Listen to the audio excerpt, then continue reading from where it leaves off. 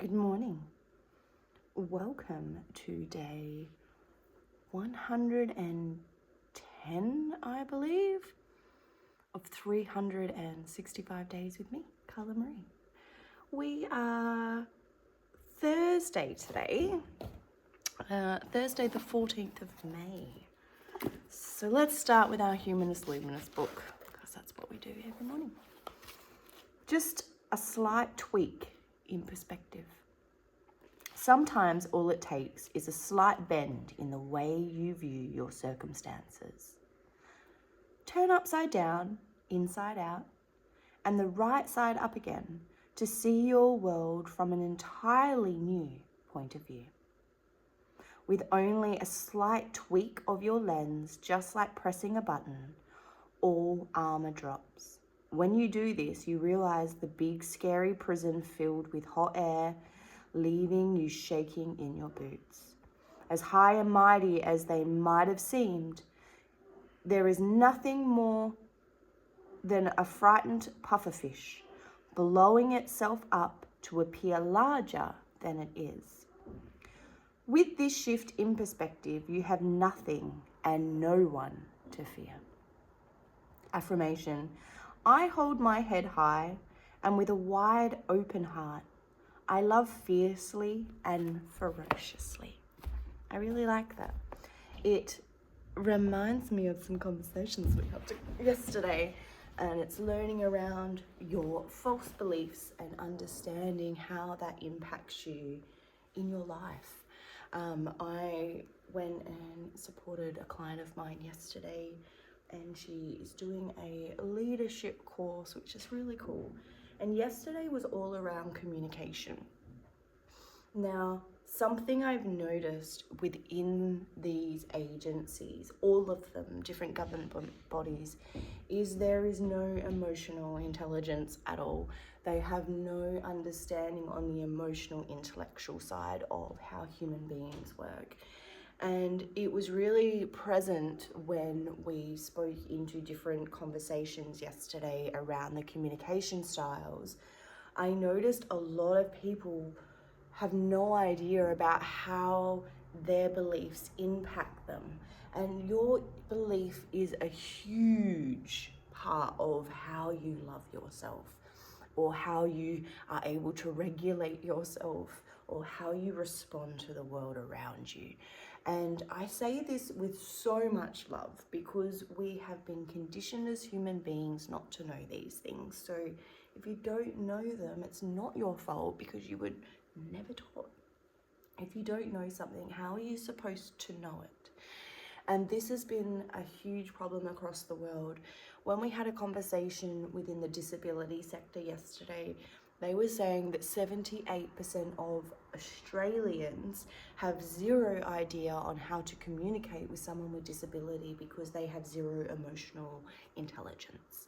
And if that is such a huge number for just that sector, how many people have zero emotional awareness of just others in general? And so it really opened my eyes to show me how much of us do not get shown how our belief systems impact who we are. I see this actually in a lot of coaching frameworks as well, because if you do not change the belief system, they're gonna go back to the old pattern. You can take them on all of these retreats and give them all of these crazy cool things to send them on these trips and all of the stuff. But if you do not get rid of a core belief, the human being will go back to it. It's pattern recognition 101 because your brain does not know right from wrong. Pretty crazy stuff, huh? But it is how this emotional intellect stuff works. If we aren't educating people on it, how are we supposed to know and grow? So I've been playing, I'm working on it, I'm going to create some stuff because I see a missing piece in our community and I want to fix it. I do not have a psychology degree or a counselling degree or any of those things, but I know some stuff and I can feel some stuff, and I know that this stuff will help humanity one way, shape or form. And it's learning to understand who we are.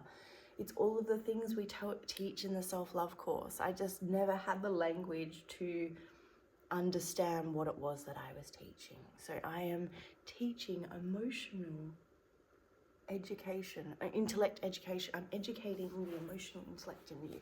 Isn't that wild? Me. I get to teach that because I've lived it. I've understood it. For the last 6-7 years, I have been walking this journey. Since 2019, I have been learning to unravel, discover, and work out how we function, move, and maneuver as human beings, all because of my daughter. She, at the time, was suffering with mental health. She's been diagnosed with bipolar, which is a very severe mental health disorder. And this journey took me on this unravelment to understand what tools we didn't have as a family. How can I better support my daughter who is struggling? She was self-harming. A parent was grooming her to do drugs. I got blamed from my friends that I was the creator of all of that. It broke my world and I wanted to know how to fix it. And so here we are, all those years later, and it's just getting stronger. The message is getting louder. The more places I go, the more I see how much we don't have these toolboxes and how much it is needed. I have neurodiversity in my family. My nephews and nieces and my sister are all in the categories of neurodivergency, and learning to understand how they work and how my daughter works has been a big part of my journey. And now I get to work alongside clients in these areas as support, and it helps educate me on the missing pieces of the languages that I didn't know or understand as well. And it's really cool because we're learning, educating, and bringing all of this darkness back to the light. Because this is how we change humanity, by educating each other, by sharing what we know, and by doing it in a way that we can share that lived experience, right, in a loving way, because there is no judgment from this end. If I can walk it, you can walk it, is how I view it. And the only person who judges us in that space is yourself. And so if we can get over ourselves, we can move through that pretty easily and pretty quickly, which is pretty awesome. I can do it in a couple of years, so can you. And I've got clients who have done this too, which is my favorite part. Simi, Mariana, Marisa, Jamie, Peter, Tansy, Amy, like, oh, I could just keep going. There's a few of you, Ashling, where I have watched you guys transform your lives. Cody is another one, especially over the last few months, watching the changes as these beliefs now make sense. It was the missing piece for Cody. Like,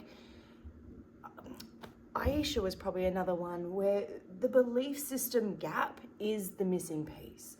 When you understand how your beliefs work, you will move so much.